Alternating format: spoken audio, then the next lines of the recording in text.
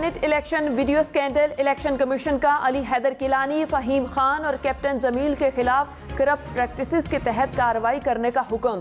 یوسف رضا گیلانی کے خلاف براہ راست کوئی شواہد نہیں، الیکشن کمیشن نے محفوظ فیصلہ سنا دیا۔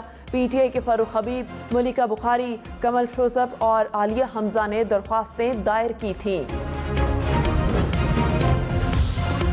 وزیر اعظم شہباز شریف کی روضہ رسول صلی اللہ علیہ وآلہ وسلم پر حاضری، ریاض الجنہ میں نوافل ادا کیے، ملکی سلامتی کے لیے دعا کی۔ وزیر خارجہ بلاول بھٹو، مفتاح اسماعیل اور مریم اورنگزیب بھی وزیر اعظم کے ہمراہ ہیں۔ وزیر اعظم ولی عہد شہزادہ محمد بن سلمان اور دیگر سعودی حکام کے ساتھ ملاقاتیں کریں گے۔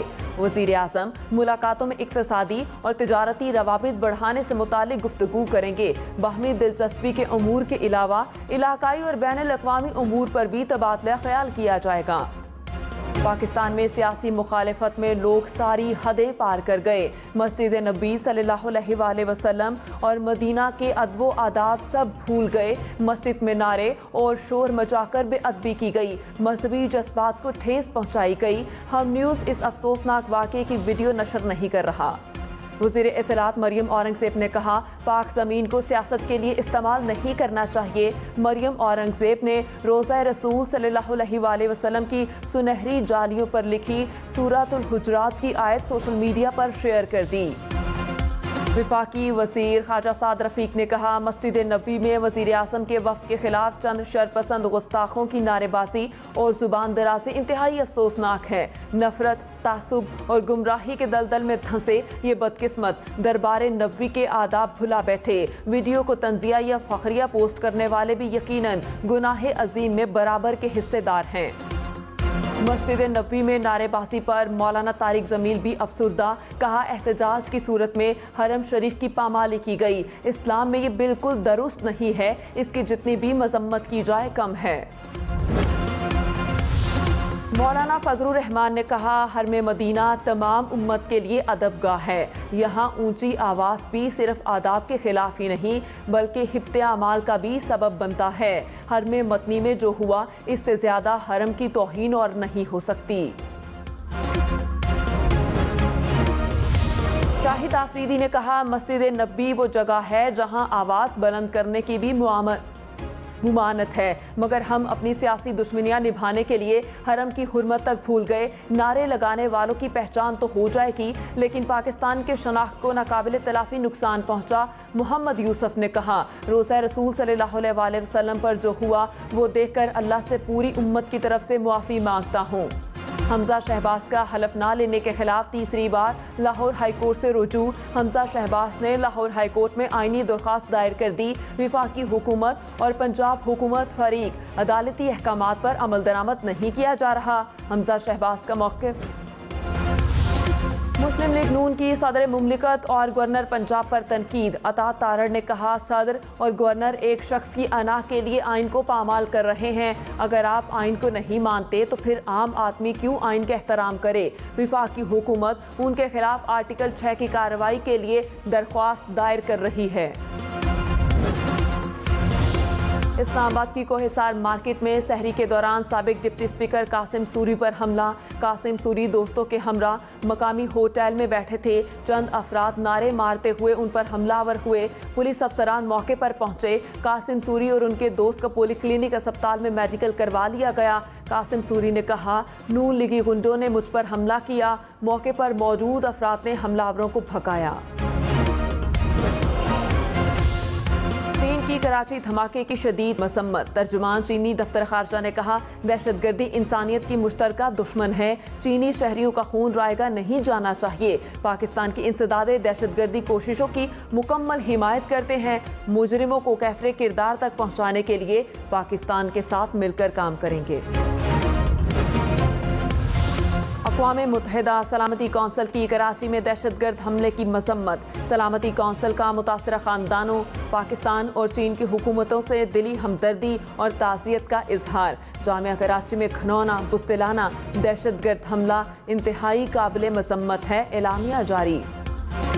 عمران خان نے کہا ہماری آزادی کی راہ میں بیرونی مداخلت کر کے پتلے بٹھا دیے گئے، قوم اپنی آزادی کی راہ میں حائل رکاوٹیں ختم ہونے کی دعا کرے، بھکاری اور لائف سپورٹ مشین جیسے بیانات کبھی آگے نہیں بڑھنے دیں گے۔ اقبال کا شاہین بننے کے لیے ہمیں غلامی کی زنجیریں توڑنا پڑتی ہیں، ذہنی غلامی سے کوئی قوم بڑی قوم نہیں بن سکتی۔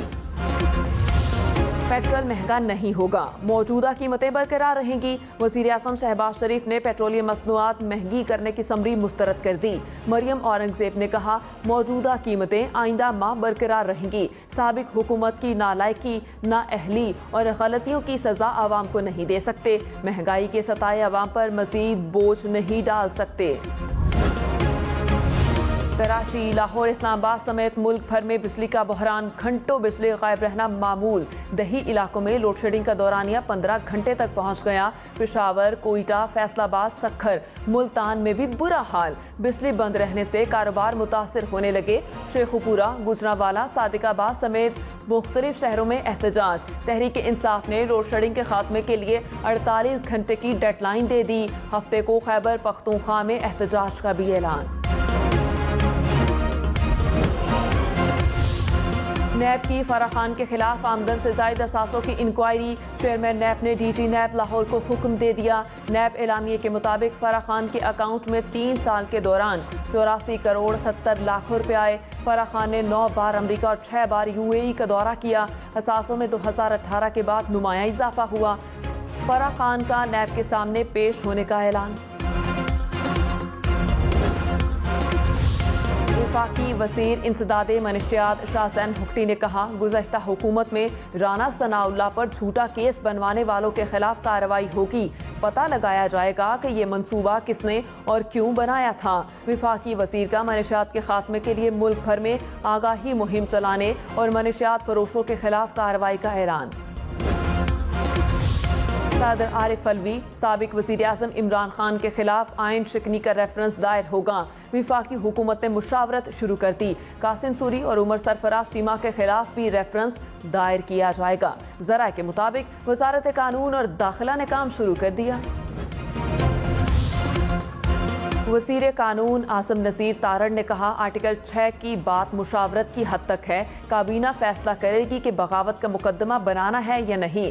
جو تماشا لگایا گیا ایسی تجویز پر غور کیوں نہ کریں۔ پروگرام بریکنگ پوائنٹ ود مالک میں مزید کہا جو حالات ہیں اس سے زیادہ آئین شکنی نہیں ہو سکتی، روزانہ کی بنیاد پر آئین توڑا جا رہا ہے۔ مٹیاری میں فائرنگ سے ایک شخص قتل، پولیس کی جانب سے مقدمہ درج نہ کرنے کے خلاف ورثاء کا قومی شاہراہ پر لاش رکھ کر احتجاج۔ دھرنے کے بعد پولیس نے مقدمہ درج کرنے کی یقین دہانی کرائی، قومی شاہراہ کھول دی گئی۔ عمران خان نے کہا قوم بددیانت ضمیر فروشوں کا بیانیہ اپنانے کو کسی طور تیار نہیں، سچ اور جھوٹ قوم کی نگاہوں کے سامنے ہے، بیرونی سازش کے نتیجے میں مسلط حکومت کے ہتھ کنڈے شرمناک ہیں، کٹ پتلیوں سمیت امپورٹڈ حکومت نامنظور قوم کی آواز ہے۔ فواد چوہدری نے کہا 8 سے 10 ہفتے میں حکومت کو فارغ کر کے دکھائیں گے، دھرنے سے پہلے اور بھی بہت کچھ ہونا ہے۔ عمران خان صدر اور چیف جسٹس کو خط لکھ رہے ہیں، غیر ملکی مراسلے پر کمیشن بنایا جائے، پتہ چلنا چاہیے حکومت تبدیلی کا لوکل کردار کون کون ہے۔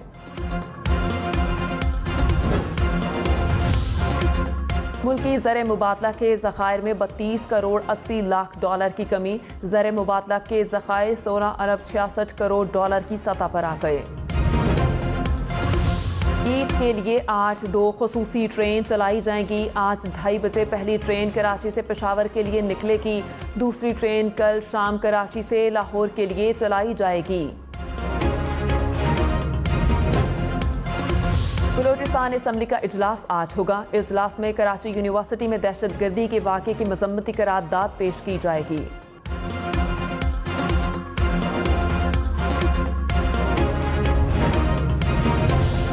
پاکستان کی افغانستان کے مزار شریف میں دہشت گردانہ حملوں کی مذمت، ترجمان دفتر خارجہ کے مطابق پاکستان کا افغانستان میں ہزارہ اور شیعہ برادری کو نشانہ بنانا تشویشناک ہے، پاکستان اور عوام کا سوگوار خاندانوں کے ساتھ اظہار ہمدردی۔ رمضان المبارک کا آخری جمعہ آج دنیا بھر میں مسلمان جمعۃ الوداع انتہائی عقیدت اور احترام سے منائیں گے۔ ملک کی چھوٹی بڑی مساجد میں ملک کی سلامتی، امن، استحکام اور خوشحالی کی دعائیں مانگی جائیں گی۔ فلسطینیوں پر اسرائیل کی بربریت کے خلاف آج کا دن یوم القدس کے طور پر منایا جائے گا۔ یوم القدس کے دن مقبوضہ بیت المقدس میں تشدد میں اضافہ۔ اسرائیلی فورسز نے مقبوضہ مغربی کنارے میں گھر گھر چھاپوں میں اضافہ کر دیا۔ قابض افواج نے علاقے میں ایک فلسطینی کو شہید بھی کر دیا۔ شب قدر رحمتوں، برکتوں اور مغفرت والی رات۔ ملک بھر میں رمضان کی 27ویں شب کو لیلۃ القدر کی تلاش میں خصوصی عبادات کا اہتمام کیا۔ کراچی، لاہور، اسلام آباد سمیت ملک بھر کی مساجد اور گھروں میں ذکر الہی اور درود و سلام کی محافل سجائی گئیں۔ پٹکے ہوئے ہیں، مسکین بھی ہیں، بھوکے بھی ہیں، ستائے بھی ہوئے ہیں، اور تیرے سوا ہمارے لیے کوئی جائے پناہ بھی نہیں ہے۔